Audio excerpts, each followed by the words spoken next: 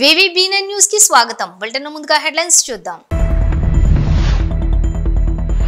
కాకినాడలో జగంపేటలో గంజాయి రవాణా చేస్తున్న 8 మంది అరెస్టు. 492 కేజీల గంజాయి, 2,78,000 రూపాయలు నగదు, 2 వాహనాలు స్వాధీనం. విశాఖపట్నంలో వైభవంగా ప్రపంచ చరిత్ర పుస్తకావిష్కరణ. 3 దశాబ్దాల తర్వాత ఒకే వేదికపై నారా దగ్గుపాటి. ఆంధ్రప్రదేశ్, తెలంగాణ రాష్ట్రాల్లో ఫుడ్ ఫెస్టివల్. అరుదైన వంటకాలు అందిస్తున్న బాచి క్యూనేషన్ హాస్పిటాలిటీ. కోనసీమలో జరిగిన వివాహ వేడుకల్లో జూనియర్ ఎన్టీఆర్ కుటుంబం. సెల్ఫీలకు ఎగబడ్డ అభిమానులు. కాకినాడ జిల్లా జగ్గంపేట పోలీస్ స్టేషన్ పరిధిలో గంజాయి రవాణా చేస్తున్న 8 మంది వ్యక్తులను అరెస్ట్ చేసినట్లుగా కాకినాడ జిల్లా ఎస్పీ జి బిందు మాధవ్ తెలిపారు. భారీ ఎత్తున 492 కేజీల గంజాయి, 2,78,000 రూపాయల నగదు, 2 వాహనాలు నిందితుల వద్ద నుండి స్వాధీనం చేసుకున్నట్లుగా ఎస్పీ తెలియజేశారు.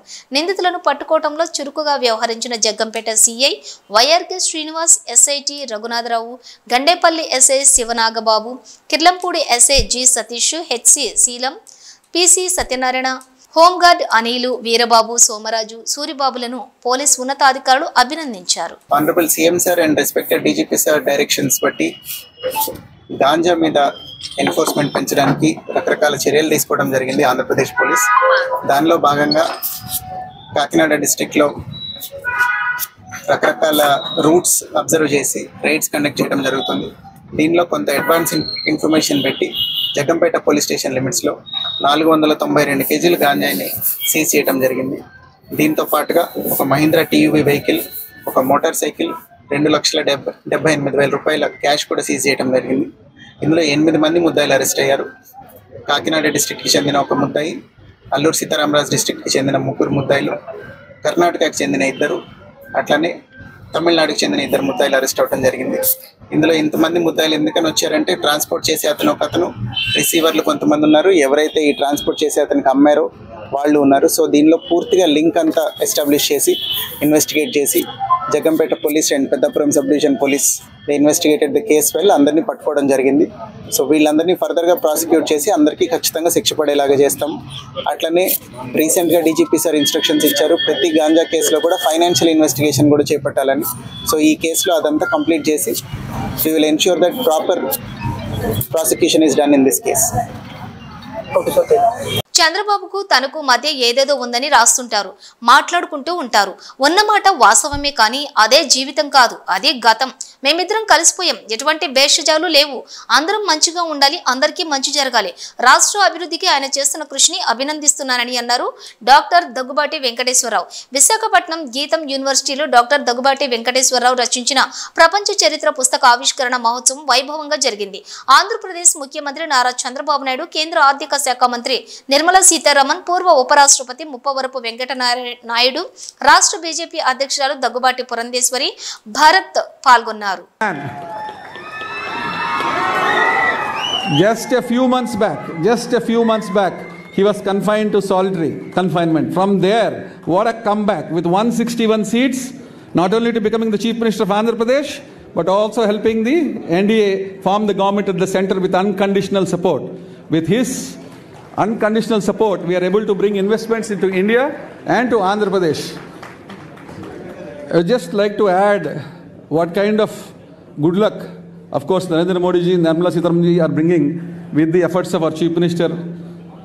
We are scheduled to complete Polavaram in 2 years, which could not happen in the last 5 years. We already laid the foundation for a railway zone.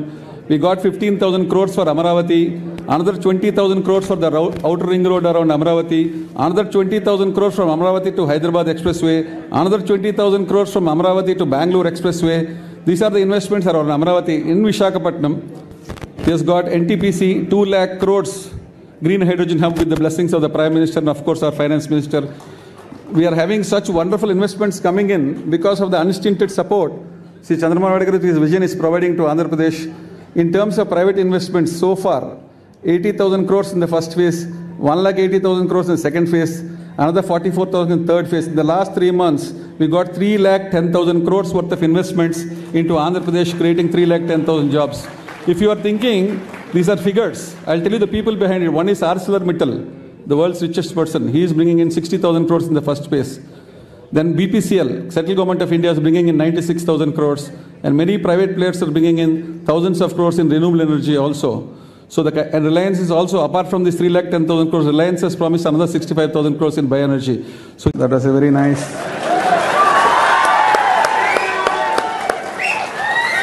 This is what we must learn from these two great gentlemen. We must forget the past, move on with the future. Such wonderful camaraderie between the two people. Please, all of you also do it in your life. Take the people along. Andarki manchiga jaragalani, andarki manchiga undalani. That's a wonderful message, sir. Chandrababu Naidu మరి రావడం అనేది మా ఇద్దరికి వైరం ఉంది అది ఇది అని చెప్తూ ఉంటారు. వైరాలు ఉన్నమాట వాస్తవమే, కానీ ఎప్పుడు ఒకే రకంగా ఉండకూడదు కదా. ముందుకు వెళ్తూ ఉండాలి, అవన్నీ మర్చిపోవాలి. భవిష్యత్తు అనేటటువంటిది ఆశాజనకంగా ఉండాలి అనేటటువంటిది నాకేం కోరికలు లేదు స్వామి. మళ్ళీ చంద్రబాబు నాయుడు గారు ఎవరైనా కాదన్నా మీ అందరికీ తెలుసు విషయాలు. మేమిద్దరం ఏదైనటువంటి అవన్నీ గతం, ఇక వాటి గురించి అవసరం లేదు. మంచి జరగాలి, మంచిగా ఉండాలి, అందరితోటి బాగుండాలి, అందరూ బాగుండాలి అని కోరుకుంటూ ఆయన చేసేటటువంటి ఆ కృషికి నేను అభినందనలు, మనస్ఫూర్తిగా సంతోషాన్ని వ్యక్తం చేస్తూ ఎటువంటి విషయాలు పెట్టుకోకూడదు అనేటటువంటిది నా యొక్క మనస్ఫూర్తిగా ఈ సందర్భంగా తెలియజేసుకుంటూ, ఇదివరకు పుస్తకంలో రాసినటువంటి విషయాలు ఉండవచ్చు, కానీ గతం అదంతా. ఇక ఇవాళ మనం దాని గురించి అవసరం లేదు అని భావిస్తూ ఈ చంద్రబాబు నాయుడు గారు ఎవరైనా కాదన్నా మీ అందరికీ తెలుసు విషయాలు. మేమిద్దరం ఏదైనటువంటి అవన్నీ గతం, ఇక వాటి గురించి అవసరం లేదు. మంచి జరగాలి, మంచిగా ఉండాలి, అందరితోటి బాగుండాలి, అందరూ బాగుండాలి అని కోరుకుంటూ ఆయన చేసేటటువంటి ఆ కృషికి నేను అభినందనలు, మనస్ఫూర్తిగా సంతోషాన్ని వ్యక్తం చేస్తూ ఎటువంటి విషయాలు పెట్టుకోకూడదు అనేటటువంటిది నా యొక్క మనస్ఫూర్తిగా ఈ సందర్భంగా తెలియజేసుకుంటూ. థ్యాంక్ యూ దగ్గుబాటి వెంకటేశ్వర గారు. That was a very nice.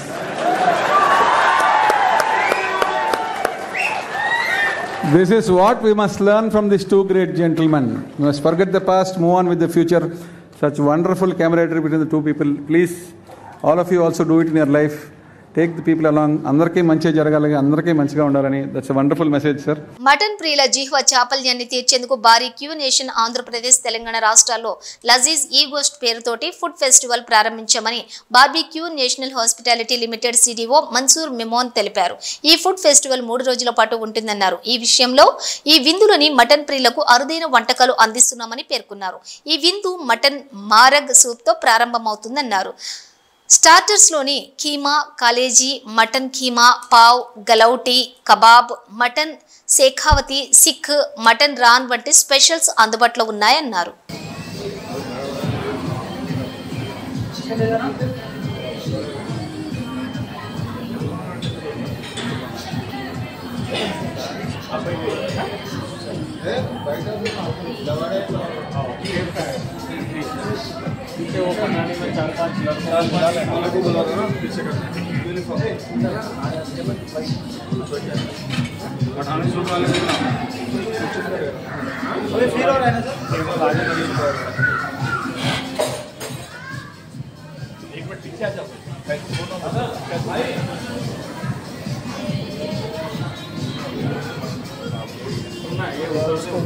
Non veg का बस नॉन वेज है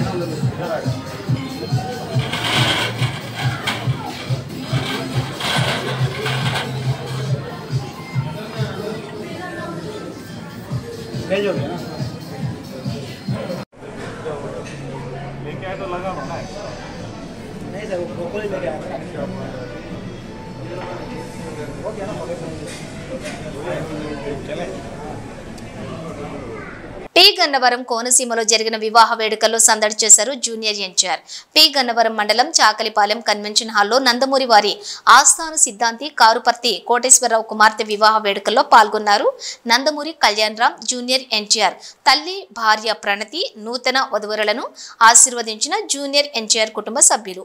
అనంతరం నందమూరి కళ్యాణ్ రామ్ తో సెల్ఫీలు దిగిన అభిమానులు, వధువరుల బంధువులు.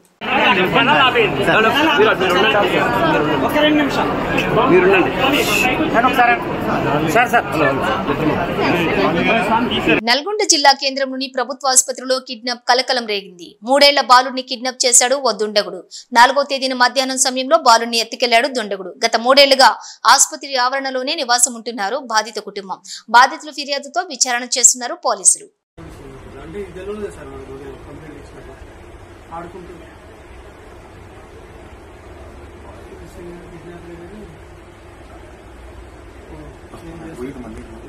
అంతర్జాతీయ మహిళా దినోత్సవం సందర్భంగా విశాఖలో మహిళా చేతన జీవీఎంసీ వద్ద నిరసనకు దిగింది. సమాజంలో మహిళలు ఎదుర్కొంటున్న సమస్యలను పరిష్కరించేలా ప్రభుత్వాలు కృషి చేయాలని మహిళా చేతన నేతలు విజ్ఞప్తి చేశారు. మహిళా చట్టాలు అమలు కావటం లేదని, గృహ హింసలకు మహిళలు బలైపోతున్నారని ఆందోళన వ్యక్తం చేశారు. మహిళల రక్షణ విషయంలో ప్రభుత్వం చొరవ చూపించాలని కోరారు. ఈ సంవత్సరం అంతర్జాతీయ మహిళా దినాన్ని స్త్రీలపై అమలవుతున్న హింసకు వ్యతిరేకంగా జరుపుకోవాలని మహిళా చేతన పిలుపునిస్తుంది. అంతర్జాతీయ మహిళా దినం మార్చి 8 సందర్భంగా ప్రపంచ మహిళలందరికీ శుభాకాంక్షలు తెలియజేస్తూ, ఇవాళ దేశంలో అత్యాచారాలు పెరిగాయి, గృహహింస పెరిగింది, సమాన పనికి సమాన వేతన చట్టం అమలవడం లేదు, స్త్రీలపై హింసకు వ్యతిరేకంగా వచ్చినటువంటి రక్షిత చట్టాలు ఏవైతే ఉన్నాయో అవన్నీ కూడా పూర్తి స్థాయిలో అమలు కావడం లేదు. నీరు గారుస్తున్నారు పాలకులు. ముఖ్యంగా మోడీ ప్రభుత్వంలో ఉన్నటువంటి పాలకులు, మోడీ ఆధ్వర్యంలో నడుస్తున్నటువంటి ప్రభుత్వానికి మహిళల హక్కుల మీద ఏ రకమైనటువంటి ఇంట్రెస్ట్ లేదు. సరికదా తిరోగమనంగా మహిళల హక్కుల్ని వెనక్కి తీసుకునే వైపుగా ప్రయత్నాలు అయితే స్పష్టంగా కనిపిస్తున్నాయి. అయితే ఇటీవల కాలంలో గృహహింస, అత్యాచారాలతో పాటుగా మహిళలు తీవ్రంగా ఎదుర్కొంటున్న ఇంకో సమస్య ఏంటంటే పరువు హత్యలు. నిన్న గుంతకల్లో ఒక అమ్మాయి తనకు తండ్రికి ఇష్టం లేనటువంటి ఒక వ్యక్తిని ప్రేమించిందనే పేరుతో ఆ అమ్మాయిని ఒక తోటలోకి తీసుకెళ్ళి తండ్రి చెట్టుకు ఊరేసి చంపేశాడు. చంపేయడమే కాకుండా అతను కక్ష తీరక తన బండిలో ఉన్న పెట్రోల్ అంతా ఆ అమ్మాయి మీద పోసి తగలబెట్టి అప్పుడు వెళ్ళి పోలీస్ స్టేషన్లో సరెండర్ అయ్యాడు. ఆ తండ్రితో కలిపి పోలీసు ఆ స్థలానికి వచ్చేటప్పటికి ఆ శవాన్ని కుక్కలు, అంటే ఖాళీ ఉన్న శవం కాబట్టి కుక్కలకు తినడానికి బాగా ఉందని చెప్పి కుక్కలన్నీ మొత్తం ఆ శవాన్ని పీక్కు తినేసాయి. ఈ స్థితిని తండ్రే కూతురికి కల్పించడం అనే ఒక సందర్భంలో అంతర్జాతీయ మహిళా దినోత్సవాన్ని ప్రజలు జరుపుకుంటున్నారు. అలాగే నిన్న చంద్రబాబు నాయుడు గారి సొంత నియోజకవర్గం కుప్పంలో ఒక అమ్మాయి అబ్బాయి కులాంతర వివాహం 3వ తారీఖున హైదరాబాద్లో చేసుకుని నిన్న ఊర్లోకి వచ్చారని చెప్పి ఊర్లో పంచాయతీ పెట్టి ఆ అమ్మాయి నేను అతన్ని చేసుకున్నాను కాబట్టి మా బతుకు మమ్మల్ని బతకనివ్వండి అని అడిగినందుకు తండ్రి కోపం వచ్చి ఆ అమ్మాయిని కత్తితో పొడిచాడు. అడ్డం వచ్చిన ప్రియుడిని పొడిచాడు. పంచాయతీ నిర్వహిస్తున్న పెద్దలను కూడా పొడిచాడు. ఈ సంఘటన అంటే మహిళల మీద తండ్రులే ఈ రకమైనటువంటి దాడికి తెగిస్తే, లేదా వాళ్ళకి నచ్చలేదని చెప్పి ఒక కులమో ఒక మతమో లేకపోతే ఒక ఆధిపత్యంలో ఉన్నటువంటి వాళ్ళు చేసే దాడిలో మహిళలు బలవడం అనేది, ఒక కులం దాడులు కానీ మతం దాడులు కానీ ఏవి జరిగినా అందులో స్త్రీలని హింసించడం అనేది చాలా ఎక్కువగా జరుగుతుంది. ఈ దాడులన్నీ ఆగాలి, ఈ హింస అంతా ఆగాలి. మణిపూర్లో ఎప్పటికీ మహిళల్ని అత్యాచారాలు చేస్తున్నారు, చంపుతున్నారు, కాలువల్లో శవాలు కొట్టుకొస్తున్నాయి. ఈ పరిస్థితి అంతా తెలిసి కూడా ఈ రోజు వరకు కూడా అక్కడ రాష్ట్రపతి పాలన అయితే విధించారు కానీ ప్రధాని ఇప్పటి వరకు కూడా మణిపూర్ని సందర్శించలేదు. ఇలాంటి పరిస్థితుల్లో ఇదంతా మొత్తం స్త్రీల మీద హింసే ప్రధానంగా సాగుతుంది.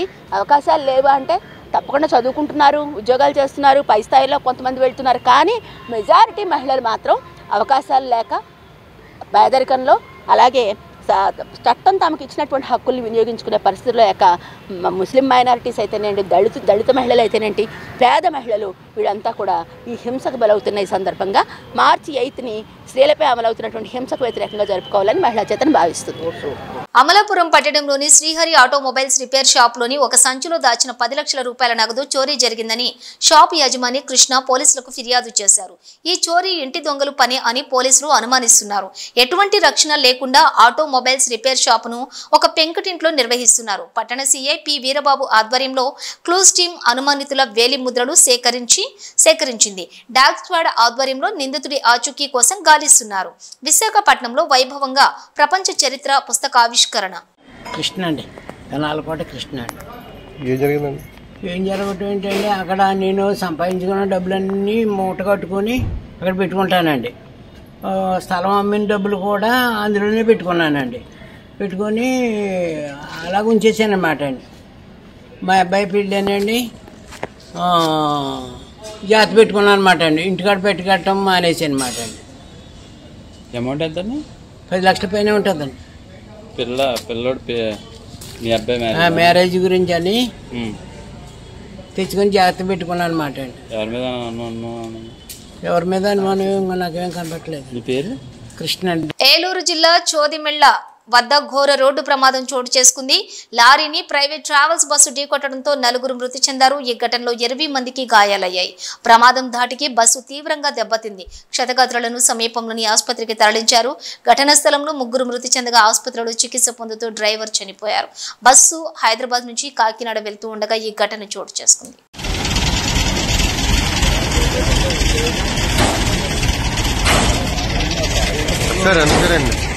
చాలా అదృష్టం తమ్ముడు మనోడిది. ఎందుకంటే మనోడు ఎక్కడ నష్టం చూసారు. మీరు అక్కడ బస్సు ఇలా పడి డబ్బులు రాలేదంటే చిన్న డబ్బులతో బయటపడ్డాడంటే ఎవరో డ్రైవర్ మీరు ఇప్పుడు వచ్చారా? నేను జర్నలిస్ట్ అంటే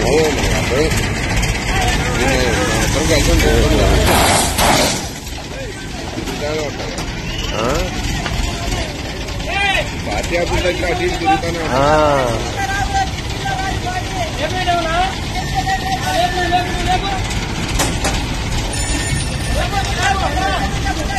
డౌన్ చేయమంటారు. డౌన్ చేయమంటే ఇది రైతుంది.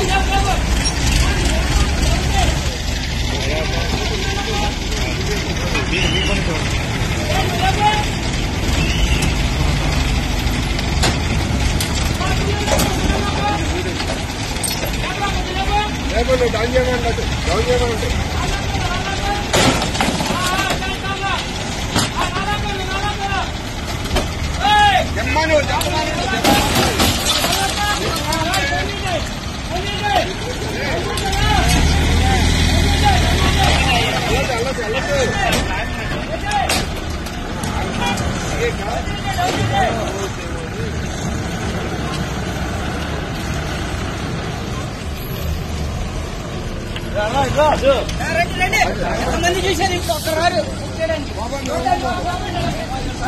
హైదరాబాద్ జూబ్లీ హిల్స్ లోని బ్రహ్మోత్సవాల్లో భాగంగా శ్రీ వెంకటేశ్వర స్వామి వారి రథోత్సవం ఘనంగా నిర్వహించారు.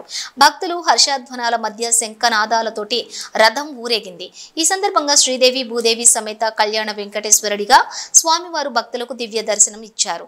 రథాన్ని అడుగడుగున భక్తులు కర్పూర హారతులు సమర్పిస్తూ స్వామివారి కృపకు పాత్రులయ్యారు.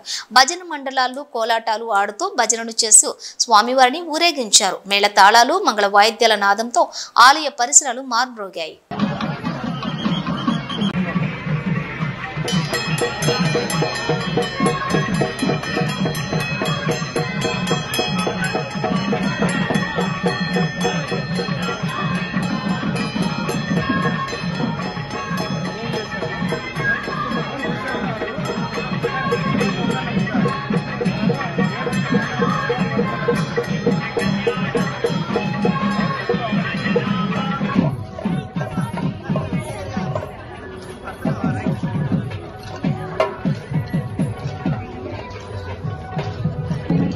ఈ ఎన్నికల్లో పూర్తిగా ప్రజలు తమ అభిప్రాయాన్ని స్పష్టం చేశారు.